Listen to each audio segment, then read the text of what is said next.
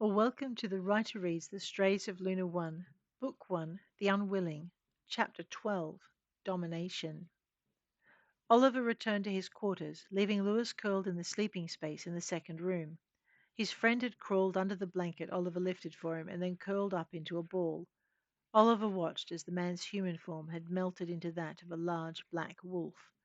But Lewis's eyes hadn't opened, not even when he'd flicked his tail over his nose and let out a deep sigh.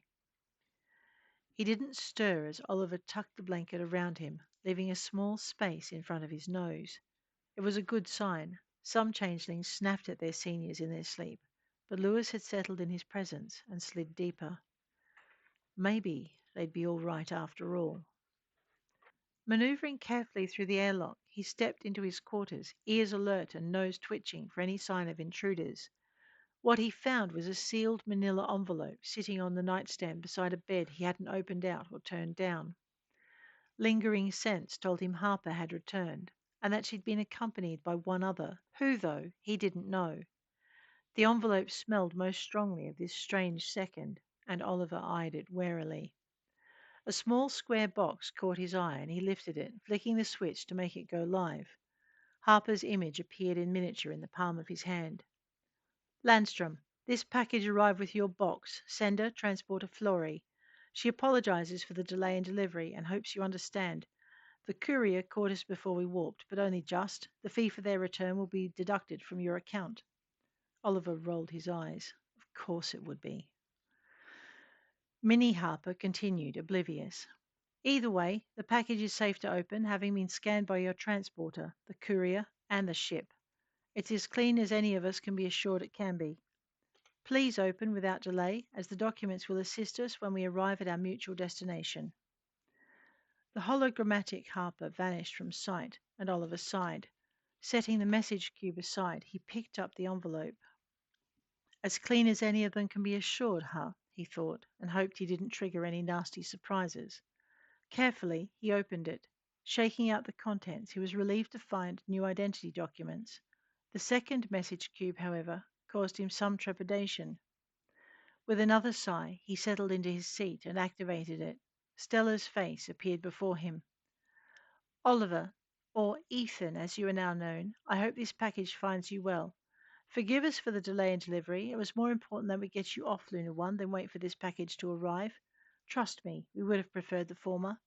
We hope you and Gabrielle are well and that the transition stage is going smoothly. Given the history you share, Kyton assures me it should. Should? Well, that was news to Oliver. It made him wish he'd been able to spend more time with Lunar One's conservationist wolf. He waited for Stella to continue. I was also hoping to update you on the state of the hunt, but that cannot be. While we have delivered the data, we are waiting the client's reaction on other fronts. They are still unhappy with the manner in which you parted company. So am I, Oliver muttered. For one thing, they guaranteed Lou's safety and then failed to deliver. And then there's the whole not caring if he lives or dies as long as the damned data remains intact thing. The stellar hologram continued as though he hadn't interrupted, which for her he hadn't. Either way, your available funds are dwindling. Given that you will not be returning to Lunar One, at least not willingly, I have also taken the liberty of terminating your contract with Charlotte. She was not happy and has claimed her penalty fee. Your available funds are reduced by 50%, but I have divided them according to the alpha beta percents Kyton recommended and placed them in new accounts under your new names. Oliver paused the playback and focused on the bulkhead behind the desk, giving himself time to do the calculations before playing the last of the message. Stella gave him a reassuring smile. Once you've been delivered to your next safe point, our business will be concluded. I have negotiated 2 days safe haven for you at your new destination, after which you'll be on your own. Payment for your safe transport and arrival will be delivered to the ship on your behalf, and the same arrangement applies to your haven.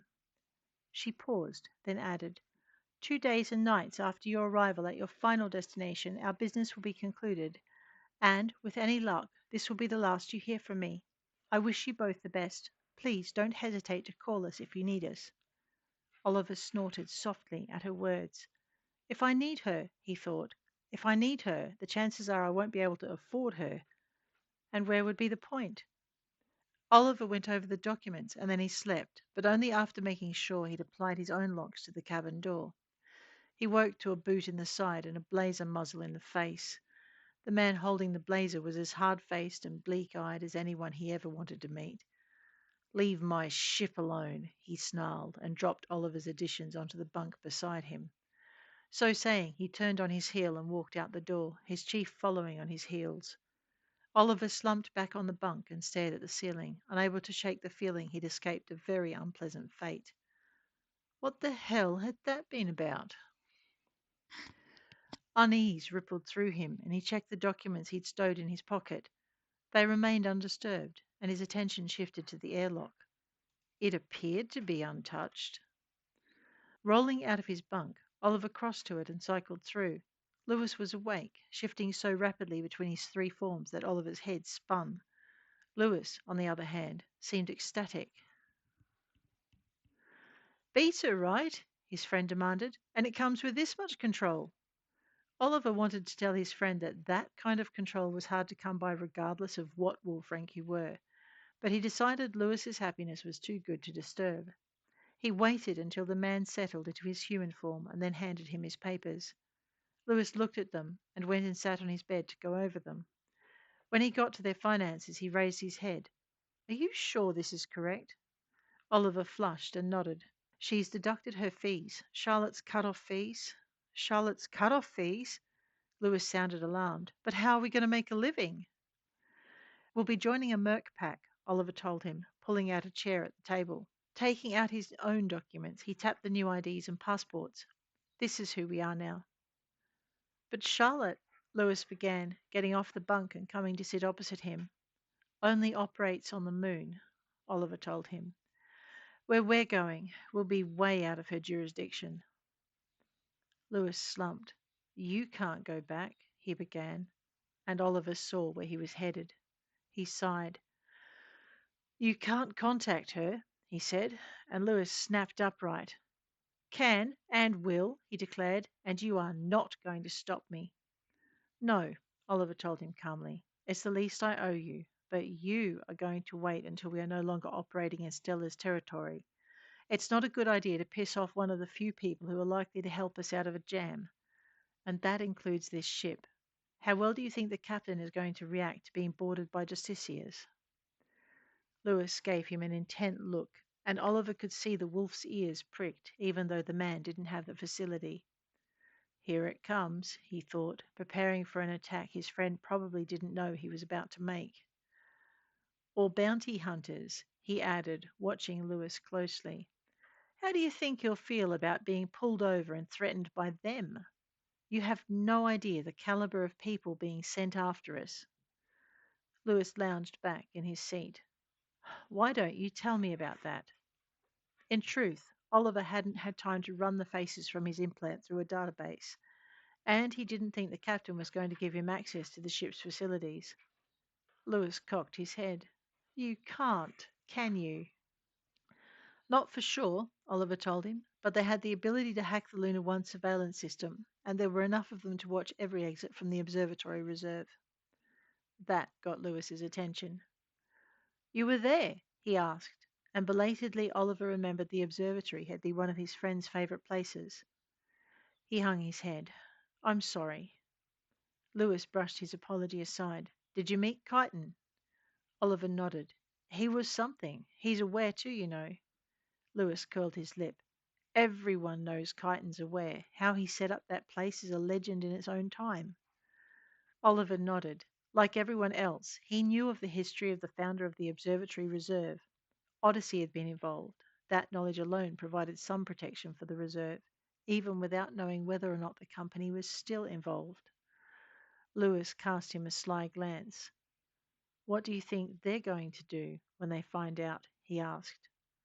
"Find out what?" Oliver retorted, and Lewis moved his index finger between them. "You and me, bro." "Just how exactly do you think Odyssey is going to feel about a were biting someone without their permission?" Oliver felt taken aback. "I think they're going to leave it with the justiciars," he said. "Isn't that their way? They leave matters to be dealt with by the locals." Lewis gave him a wolfish grin. Yeah, bro. But what happens when you go beyond the reach of the locals? Oliver blanched. He hadn't thought about that. The Justiciars hunt all over the galaxy, he replied. I think as long as they do that, then Odyssey will leave them to it. Or they'll take you down when they see you and hand you over, Lewis added. They've been known to do that before, too. Oliver gulped. They had, and he hadn't thought about it. Still, one thought gave him comfort. They don't operate in Lupar territory. Lewis's grin grew wider. We have to get to Lupar territory first, bro. Oliver scowled at him. You're not making this easy, are you? Lewis scowled back. I didn't ask to be bit, he said, and I didn't ask to be your beater. He rose out of his seat, and Oliver did the same, moving into the center of the room to give himself some space. Lewis's voice rose. I also didn't ask to be dragged halfway across the galaxy because you broke a law that didn't apply to me at the time. It should never have applied to me. That last came out as a roar, and Oliver sidestepped the changeling's clumsy charge. But Lewis was more in control of himself and avoided the boot Oliver thrust into his path in an attempt to trip him. He was also more in control of his wolf, shifting from human to were even as he turned to swing a fist at Oliver's head. Oliver laughed. I was wondering how to bring up your need for combat training. I don't need your combat training, Lewis roared, taking several clumsy swipes at Oliver's face. Oliver swept the first blow aside, blocked the second, and then stepped inside the third to drive a fist into Lewis's gut as he took hold of his friend's throat and propelled him back. The other were struggled and snapped, but Oliver was bigger, stronger, and alpha. He punched Lewis 3 more times in the middle, pushing him down to the floor and roaring in his face. The reaction was instantaneous. Lewis went limp, raising his arms to shoulder height and leaving them there, as Oliver squeezed his throat and lowered his face to within an inch of the changeling's cheek. Submit, Oliver snarled, and Lewis whimpered, angling his head so his jugular was at Oliver's mercy. Understanding the necessity didn't make the next action any easier for Oliver's human, even as it was demanded by his wolf. He let go of Lewis's throat with his hand and wrapped his jaws over it instead. The growl that rolled out of him vibrated through the other wolf, and Lewis froze. The whimper that leaked out told Oliver his friend was completely obedient to whatever came next. He could take the changeling's life, or he could let it continue. But Lewis understood that survival came with a price, and his wolf, at least, was willing to pay it. Oliver gently increased the pressure, feeling the first tooth puncture flesh as he growled again. But still Lewis didn't move, not even when Oliver shook him and growled a third time. Satisfied dominance had been established, Oliver let him go. Stepping back, he yipped to get the changeling's attention. Lewis cracked an eyelid, and Oliver pointed to the table.